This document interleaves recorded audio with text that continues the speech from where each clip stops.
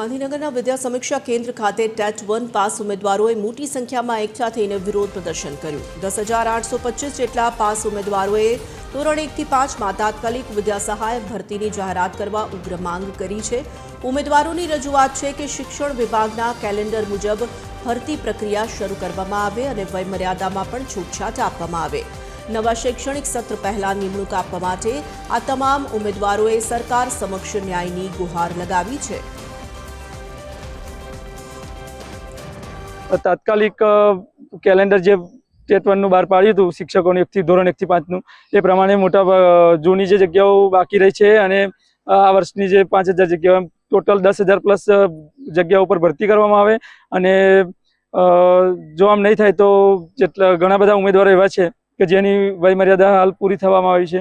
જો ભરતી કરવામાં સહેજ બી વિલંબ થશે તો ઘણા બધા ઉમેદવારોનું શિક્ષક બનવાનું સપનું રોડાઈ જશે અને મારી આ આવેદનપત્ર થકી નિયામક સાહેબશ્રીને અને શિક્ષણ મંત્રી સાહેબશ્રી બેનશ્રીને એક વિનંતી છે કે તાત્કાલિક અસરથી આ ભરતી પરિપૂર્ણ કરવામાં આવે।